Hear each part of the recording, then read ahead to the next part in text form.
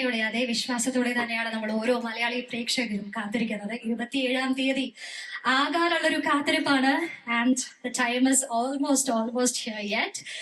And on that note, അടുത്തതായി ഞാൻ mike എംപുരാനിലെ ഗോവർദ്ധന് കൊടുക്കുകയാണ്. And have just one question. നേരത്തെ പറഞ്ഞതുപോലെ സ്റ്റീഫൻ നെടുമ്പള്ളി ആരാണെന്നൊരു ക്ലൂ നമുക്ക് ആദ്യമായിട്ട് കേൾക്കുന്നത് ഗോവർദ്ധനിലൂടെയാണ്.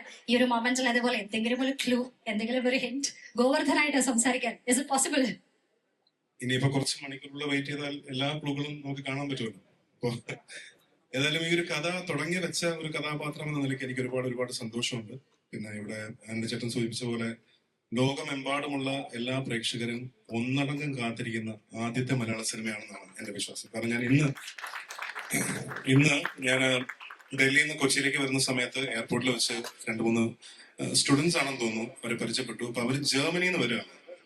ജർമ്മനിയിൽ നിന്ന് ഡൽഹിയിലെത്തി, ഡൽഹിയിൽ നിന്ന് കൊച്ചിയിലേക്ക് വരികയാണ്. അപ്പൊ ഞാൻ അവരോട് സംസാരിച്ചപ്പോൾ അവർ പറഞ്ഞത് ഞങ്ങൾ വീക്കെൻഡിനായിട്ട് വന്നതാണ് ചേട്ടാ, ഞങ്ങൾ പടം കാണാൻ വേണ്ടി വന്നതാണ്. അപ്പൊ ഞാൻ ചോദിച്ചു, ജർമ്മനിയിലൊക്കെ സിനിമ റിലീസ് ആവുന്നുണ്ടല്ലോ എന്ന്.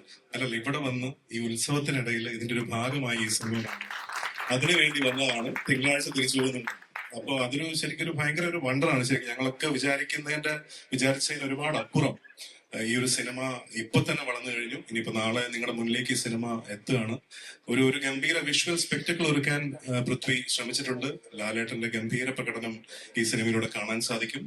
ഞങ്ങൾ എല്ലാവരും ലൂസിഫർ കഴിഞ്ഞിപ്പോ എംബ്രാൻ വരികയാണ്. We are all waiting with bated breath. ഇനി കുറച്ച് മണിക്കൂറുകൾ കഴിയുമ്പോൾ cinema തിയേറ്ററിലെത്തും.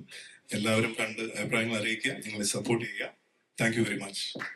Thank you so much. ജർമ്മനിയിലെ ആളുകൾ സിനിമ കാണാൻ നാട്ടിലെത്തി എന്ന് പറഞ്ഞതുപോലെ ഓൺലൈനിൽ നമ്മൾ കണ്ടിരുന്നു. കൊച്ചിയിലെ ഒരു ഓഫീസിൽ എല്ലാവർക്കും ലീവ് കൊടുത്തിരിക്കുകയാണ് 27th.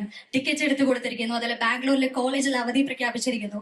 ഇതുവരെ നമ്മൾ കാണാത്ത തരത്തിലുള്ള കാര്യങ്ങളാണ് എംപുരാന്റെ റിലീസിനോടനുബന്ധിച്ച് കാണുന്നത്. That's so great history in the making, like you said. So thank you so much once again. Thank you very much. So moving on.